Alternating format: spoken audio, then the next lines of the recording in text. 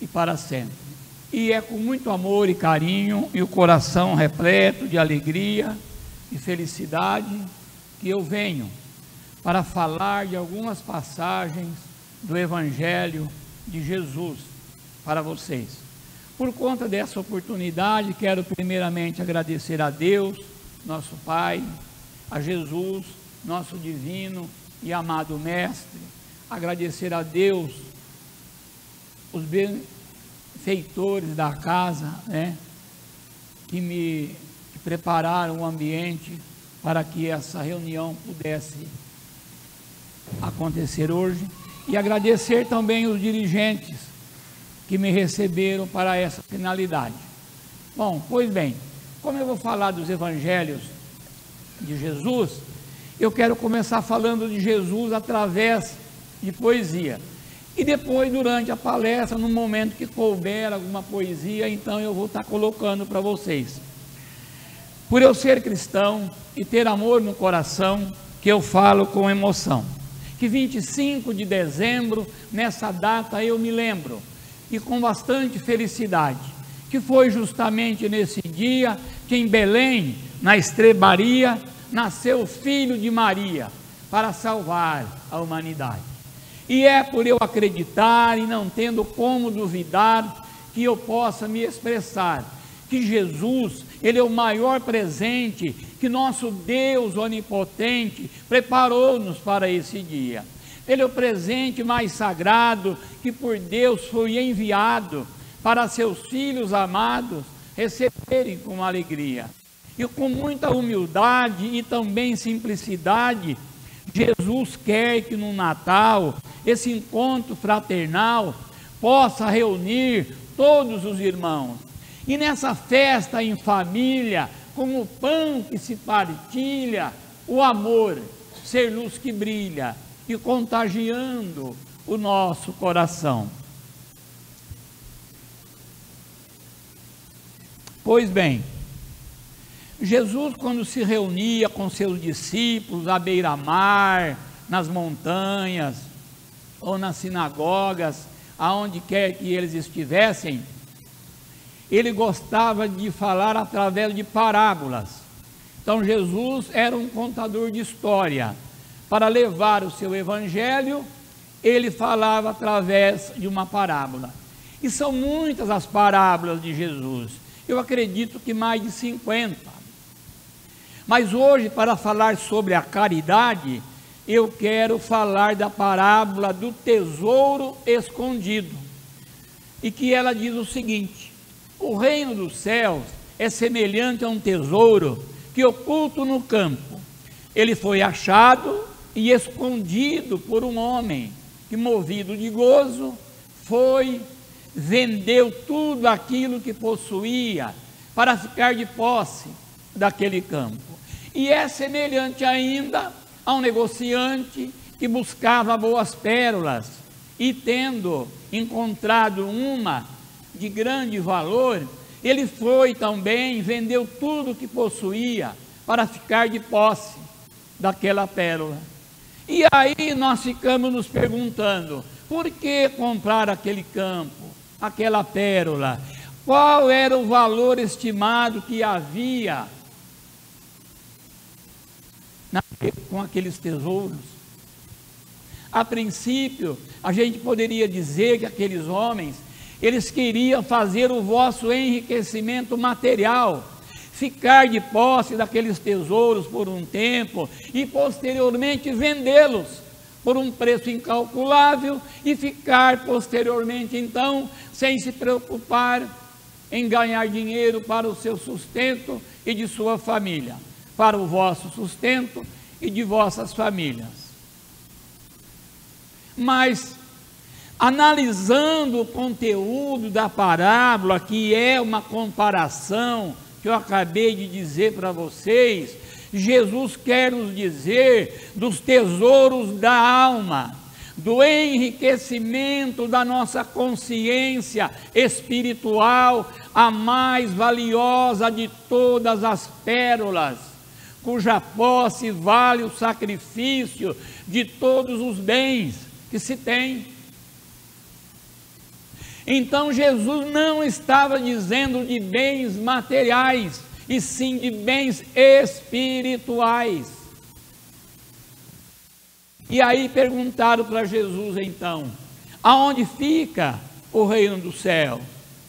E Jesus respondeu simplesmente, humildemente: o reino do céu não fica ali, não fica lá, não é um lugar circunscrito. O reino do céu é uma obra divina no coração do homem.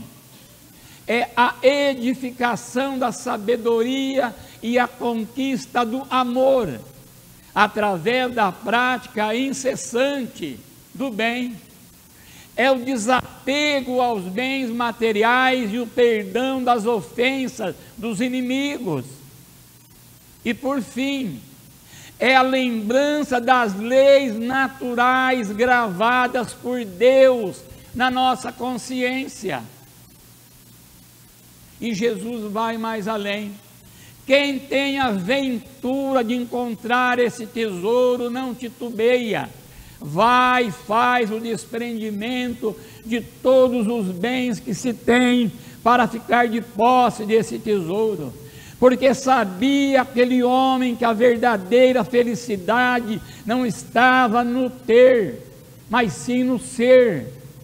Que a verdadeira felicidade então está no ser humilde, ser bom, ser misericordioso, ser amável.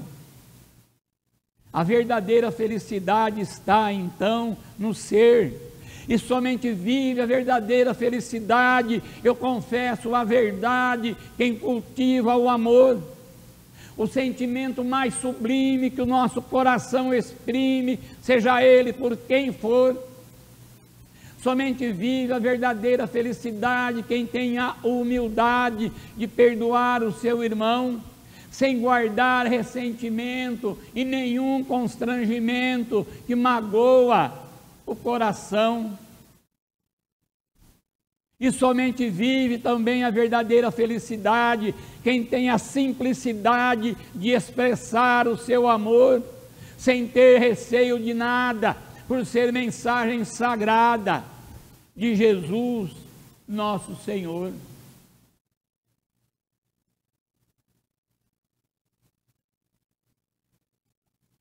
Pois bem, mas analisando melhor ainda o conteúdo dessa parábola, que é uma comparação, como eu disse para vocês, nós não precisamos de vender nada para termos esse tesouro. Por quê?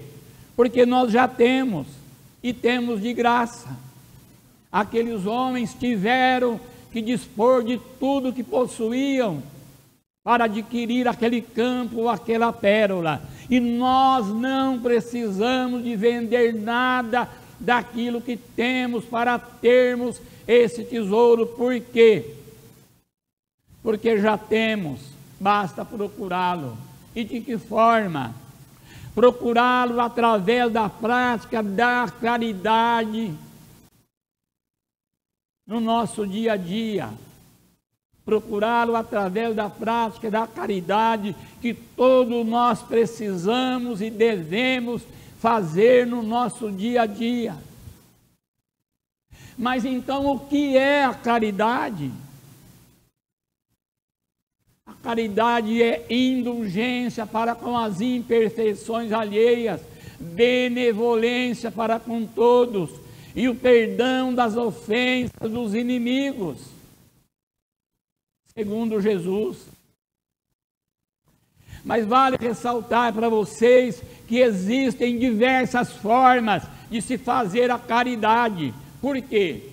Porque existem diversos tipos de caridade também. Existe a caridade material, a caridade moral, a caridade para consigo mesmo, a caridade essencial. Cada qual tem uma natureza, então cada qual se faz de uma forma diferente. Por exemplo, a caridade material, feita com coisas materiais. Quando a gente faz doações para as entidades assistenciais, doações estas, de quaisquer que seja a espécie, em dinheiro, em mantimento, em roupas, em calçados. Nós estamos fazendo a caridade material. Quando a gente dá de comer para alguém que está com fome na porta da nossa casa, dá um copo de água para beber, nós estamos fazendo a caridade material. E muitas das vezes a gente perde a oportunidade de fazer a caridade. E aí perde a oportunidade de evoluir, porque não tem como evoluir sem caridade. Aí bate alguém à nossa porta lá e fala: olha, estou com fome, me dê alguma coisa para comer, ou algum jutório. E a gente vira as costas e fala assim: ah, não tem nada não, vai embora, já passou da hora do almoço. Perdemos a oportunidade de evoluir. Por quê? Porque perdemos a oportunidade de fazer a caridade. E se a gente for ver, a gente vai ter alguma coisa assim para poder dar para a pessoa. E a caridade moral? A caridade moral é a caridade que materialmente nada custa. Por quê? Porque não depende de coisas materiais. Depende do quê? Das virtudes que a gente traz na alma, no nosso coração. Como se faz então a caridade moral? Orando pelas pessoas já falecidas. Uma prece os alivia muito.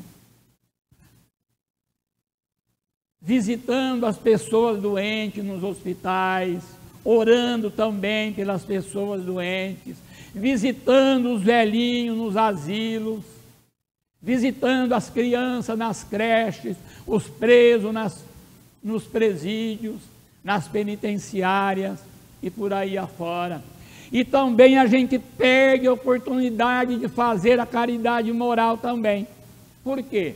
Porque quantas das vezes alguém não chega para com a gente e fala: olha, tem um amigo nosso que está passando mal, está quase para desencarnar, ou tem um parente que não está passando bem, precisamos visitá-lo. E a gente fala: aí que eu não tenho tempo para nada não. Aí tempo para jogar bola tem, para assistir novela tem, para assistir Big Brother tem, para assistir o Ratinho tem. A gente encontra tempo para tudo e não encontra tempo para fazer visita para as pessoas necessitadas. Perdemos aí também a oportunidade novamente de evoluir, porque não pratiquemos a caridade.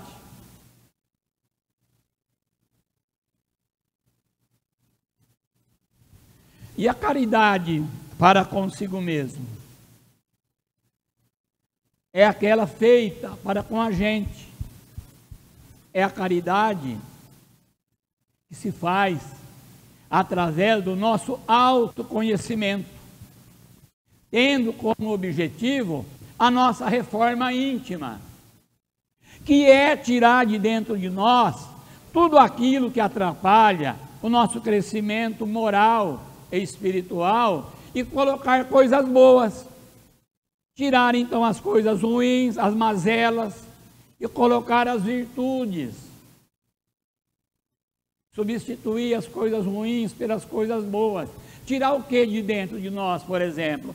A inveja, o egoísmo, o orgulho, o rancor, que muitas das vezes a gente acha que não tem. Mas se a gente for vasculhar lá no nosso íntimo, sempre existe um resquício disso daí. Então, nós precisamos fazer a nossa reforma íntima. Fazendo a nossa reforma íntima, nós estamos fazendo a caridade para consigo mesmo. E agora a caridade essencial.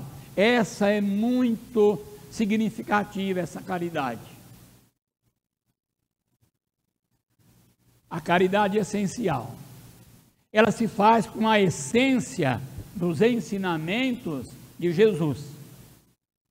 Portanto, é a caridade de pensarmos, falarmos e agirmos de acordo com os ensinamentos do Mestre, para que nós possamos viver verdadeiramente nele e ele viver em nós. Sem essa caridade que é a essencial, nós poderemos realizar grandes obras e serviços externos, alcançar valiosas intercessões em nosso benefício, mas dentro de nós mesmos, quando do supremo testemunho da fé, nós estaremos vazios e desolados na condição de mendigos de luz. Por quê? Porque não pratiquemos a caridade essencial. Pratiquemos então a caridade exterior, que não é caridade. E Jesus disse que a nossa luz não pode se apagar. Jesus disse: vós sois a luz do mundo. Não se pode esconder uma cidade edificada ou construída sobre uma montanha sem que a sua luz venha se resplandecer para todos os seus habitantes. E nós também temos que deixar que a nossa luz venha se resplandecer para quem está à nossa volta, através da prática da caridade. E eu costumo dizer o seguinte, que a caridade é o combustível que mantém acesa a chama da nossa luz interior. A caridade é o combustível que mantém acesa a chama da nossa luz interior, que não pode se apagar. E se um dia essa nossa luz estivesse apagando, como fazer para restabelecer essa luz? Aonde buscar essa luz? Quem é fonte de luz? Qual é o espírito que mais emana luz no planeta? É Jesus. Então temos que nos dirigir a Jesus, dizendo o seguinte: Jesus, tu és a minha luz, o teu Espírito me conduz, és a minha salvação, tu és a minha fortaleza, aonde quer que eu esteja, és a minha proteção. É por isso que eu te digo, te quero sempre comigo, dentro do meu coração. Eu te amo, ó Jesus, carregaste a minha cruz quando estava cansado. Tu és grande em amor, obrigado, meu Senhor, perdoaste meus pecados. Filho da Virgem Maria, protegei-me noite e dia com o teu manto sagrado. Ó Jesus de Nazaré, aumentai a minha fé, fortalecei o meu amor. Ó Jesus onipotente, eu sei que estás presente e que és meu protetor. Dai-me o entendimento para cumprir os mandamentos, lei do Pai, o Criador. Tu, Jesus, és glória e esplendor, e viver no teu amor dá paz, dá tranquilidade. Teu amor é energia, me alimenta noite e dia, porque és vida e verdade. Jesus, sempre irei te amar. Teu amor faz encontrar a eterna felicidade. E foi Jesus quem disse: indulgência, benevolência e o perdão das ofensas para com todos. Eis o verdadeiro sentido da palavra caridade, que é a chave que abre a porta do céu rumo à felicidade eterna. Eu costumo dizer que a caridade é o passaporte que garante a nossa vida para junto de Deus. E o que significa ser indulgente, como Jesus fala, que a caridade é indulgência, benevolência e o perdão das ofensas. Indulgente significa a gente saber amar, saber perdoar, saber relevar, não reprovar o comportamento do nosso semelhante. A indulgência não vê defeito alheio, e se os vê, procura não divulgá-los. Então nós temos que ser enérgicos para conosco e indulgente para com nossos irmãos.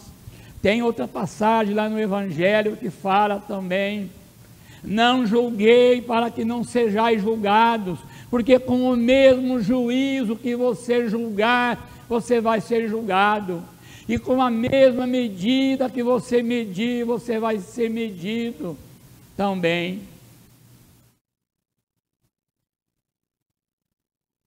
E benevolência? Benevolência significa ser bom, ser misericordioso, ser humilde, ser amável. Foi Jesus quem disse: amai-vos uns aos outros, assim como eu vos amei. Pois a verdadeira caridade está em eu fazer para o outro aquilo que eu gostaria que o outro me fizesse, eu estando no seu lugar. Se isso fosse levado ao pé da letra, o mundo seria melhor em todos os sentidos. Sabe por quê? Porque cada qual se preocupando com o irmão mais próximo, não haveria fome, não haveria guerra, não haveria injustiça, não haveria preconceito, a paz e o amor reinaria por todas as partes do mundo. A sobra da mesa do rico iria para a mesa do pobre. Não haveria o grande desperdício de alimento que a gente se vê. Não haveria o grande desperdício de alimento como a gente vê nas grandes centrais de abastecimento espalhadas pelo mundo afora. Tem uma estatística muito triste que diz o seguinte, que enquanto mais de 1 bilhão de toneladas de alimentos são jogados fora, mais de 1 bilhão de pessoas também passam fome, e uma grande parte dessas pessoas morrem precocemente por conta dessa estatística. E a gente não vê quem esteja preocupado em reverter esse quadro, essa situação de miséria.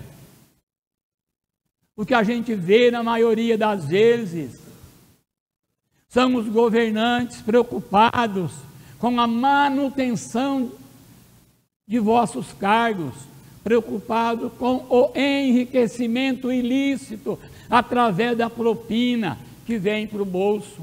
Da maioria das vezes, o que a gente vê pelo mundo afora é isso. E o que significa ser, então, indulgente, benevolente, indulgência, benevolência e o perdão das ofensas? Agora vai ficar complicado. Sabe por quê? Tem gente que fala assim, olha, eu perdoo, mas eu não vou esquecer nunca. Ah, mas que tipo de perdão é esse? Perdão que você perdoa e você não esquece. Isso não é perdão. O perdão que Deus quer é um perdão cristão. Certa feita, Pedro perguntou para Jesus assim, mestre, se o meu irmão pecar contra mim, eu devo perdoá-lo 7 vezes? E Jesus falou, que rapaz, 7 vezes? Você tem que perdoar 77 vezes. Sabe o que isso significa? É que temos que perdoar infinitamente, para que Deus também seja indulgente para com a gente e nos perdoe. Não está implícito lá na oração do Pai Nosso? Pai, perdoai as nossas ofensas, assim como nós perdoamos a quem nos tem ofendido. Então, temos que perdoar o nosso irmão, para que Deus nos perdoe também. Então, existem 2 tipos de perdão. O perdão da boca para fora, que é esse que eu acabei de dizer, que a pessoa fala que perdoa, mas nunca esquece. Isso não é perdão. E o perdão verdadeiro, o perdão cristão, que é aquele perdão que lança-se um véu sobre o passado e apaga-se todas as mazelas que haviam entre as pessoas que estavam se reconciliando, se perdoando. Esse é o perdão verdadeiro, esse é o perdão que Deus quer, porque Deus não se contenta com aparências. E falando em perdão, vou falar para vocês através de poesia também qual foi o maior perdão que a humanidade já obteve. Só consegue perdoar esquecendo de verdade quem tiver simplicidade, muito amor e humildade quando pede o seu irmão. Somente aquele que ama perdoa e nunca reclama, porque tem acesa a chama do amor no seu coração. Portanto, acreditamos que somente dá o perdão aquele que for cristão e participando da sua religião, como manda a lei do amor, e tiver no pensamento de cumprir o mandamento, deixado a todo momento, com amor e entendimento, por Jesus, nosso Senhor. E eu também posso vos afirmar que o perdão mais verdadeiro comoveu o mundo inteiro, e foi no suspiro derradeiro, na hora da morte de Jesus, que com tanta humildade perdoou toda a humanidade da gravíssima brutalidade, covardia com impiedade, que foi a sua morte na cruz. Então, meus senhores e minhas senhoras, esse foi o verdadeiro perdão. Esse sim é o perdão legítimo, é o perdão que Deus quer. Bom, deixa eu abastecer aqui, senão meu carro não anda sem água.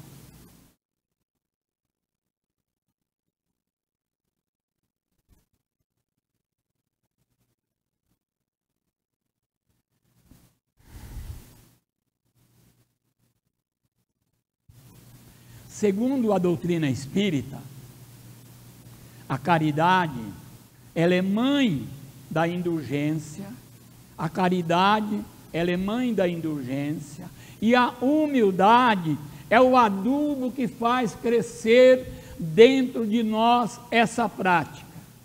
O que significa isso para nós? Significa que nós temos que ter esse adubo dentro de nós, que é a humildade, para que a caridade possa brotar, florescer dentro de nós, no nosso dia a dia, aonde quer que estejamos, na nossa casa, na casa espírita, no nosso trabalho, na rua. Então, nós temos que ter esse adubo dentro de nós, que é a humildade, para que a caridade possa florescer em nossas vidas.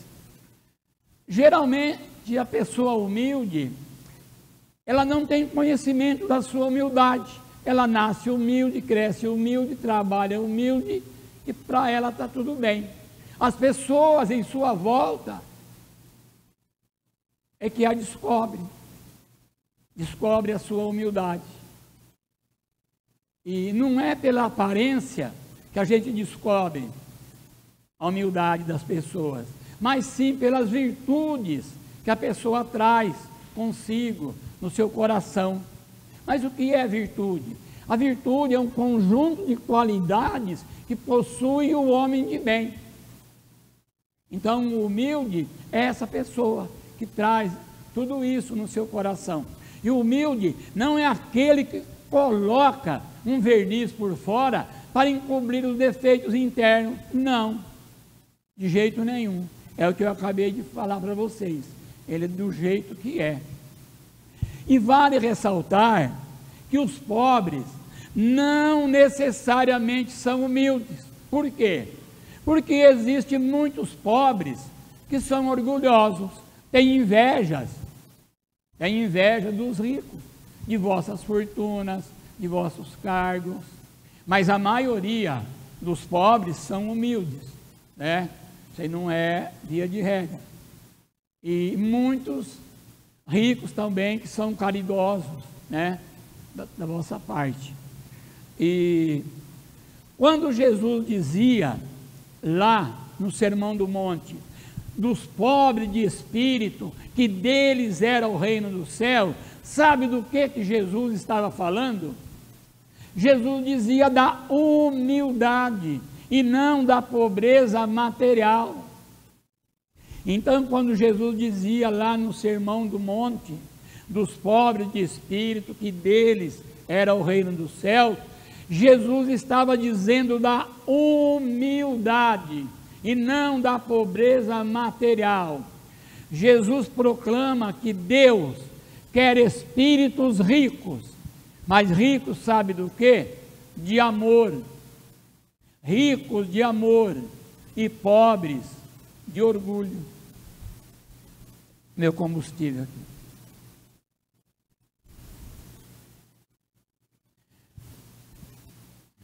Tem uma máxima muito conhecida, uma frase muito conhecida que é: fora da caridade não há salvação.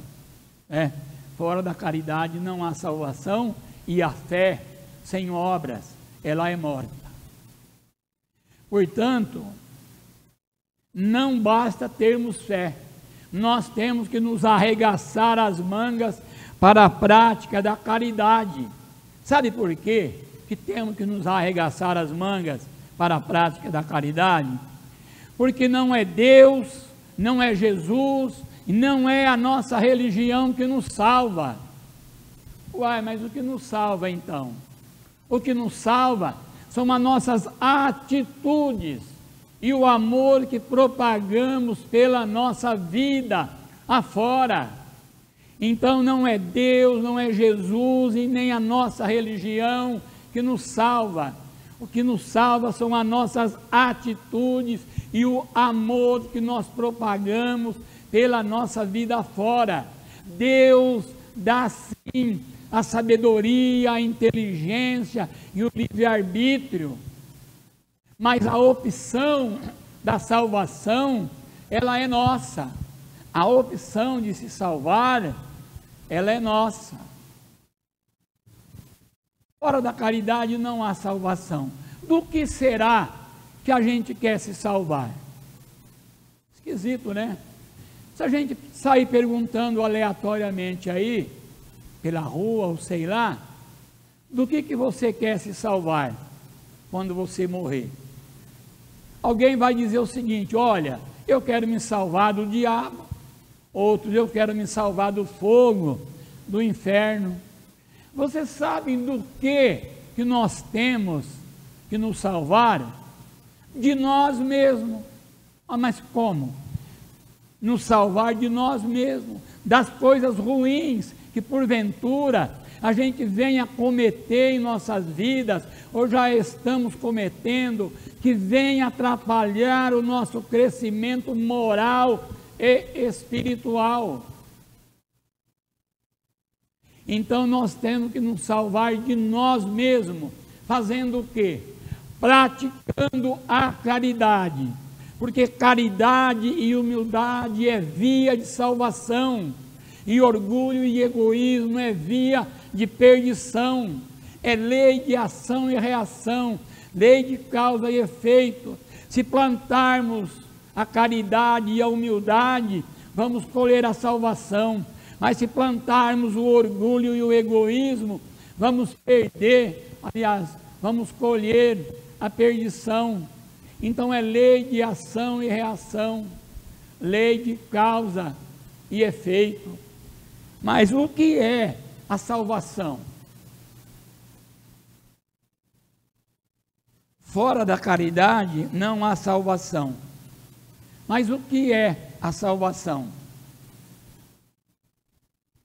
Salvação é sinônimo de evolução, que é feita através das nossas reencarnações a caminho da perfeição, a caminho de Deus. O espírito só se evolui à medida que aprende a amar o próximo,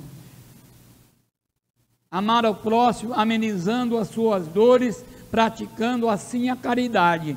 A cada passo dado nesse sentido, nos aproxima mais de Deus e nos deixa mais perto da felicidade eterna. Então, o que é a salvação? Que todo mundo quer se salvar. Essa cola minha aqui está bem feita.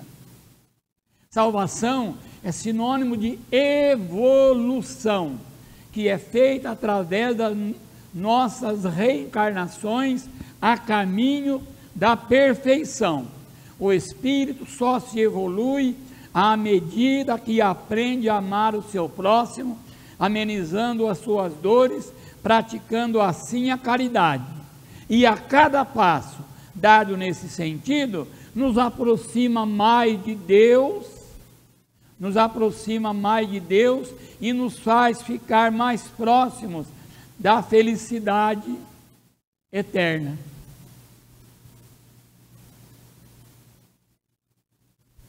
Mas apesar da gente estar vivendo em um mundo de expiação e provas, que é a Terra, tendo que passar por diversas encarnações para a nossa evolução moral e espiritual, tendo que carregar a nossa cruz, como Jesus falou, tendo que reparar o nosso erro, tendo que colher aquilo que nós plantamos aqui.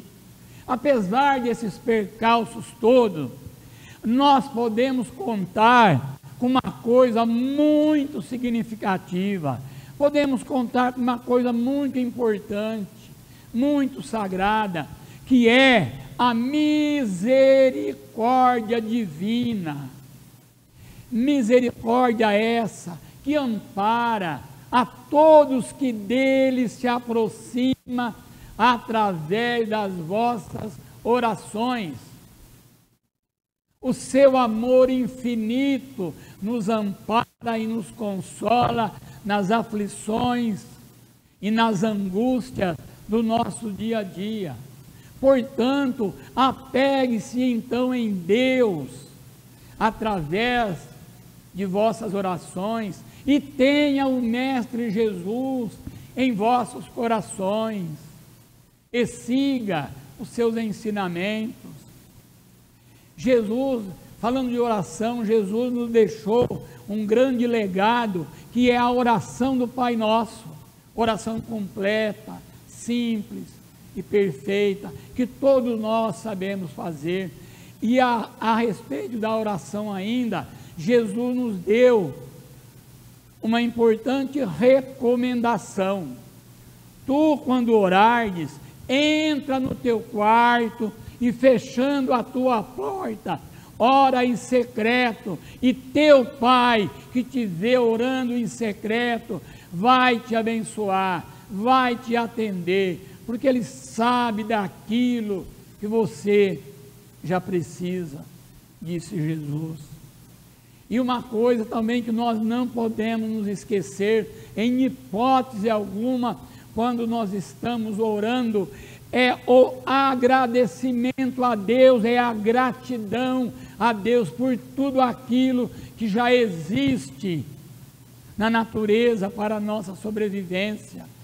Durante nossas orações a gente fica orando, pedindo, e esquece de agradecer por tudo que aí existe, pela natureza completa, pela fauna, pela flora, por tudo que existe.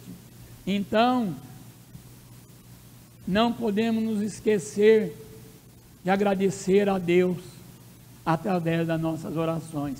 Temos então que nos apegar a Deus em oração e seguir o Mestre Jesus em nossos corações. E falando em oração, eu vou fazer uma poesia para terminar minha palestra, e gostaria que vocês fossem mentalizando junto comigo.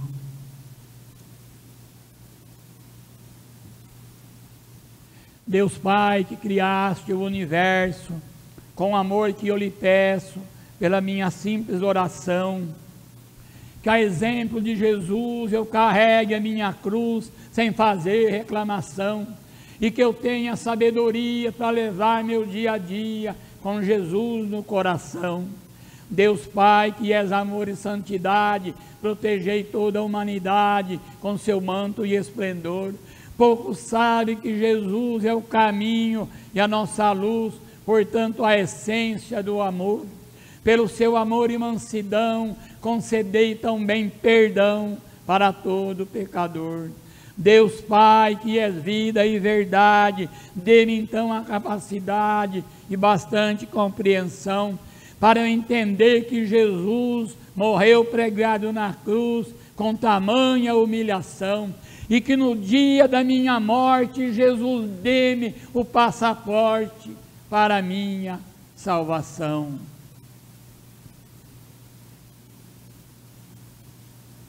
E com essa poesia eu faço encerrada a minha palestra e agradeço vocês de todo o meu coração pelo tempo que dispuseram para ficar aqui me ouvindo. Que Deus os abençoe, que tenham uma ótima noite e uma ótima semana pela frente. Muito obrigado.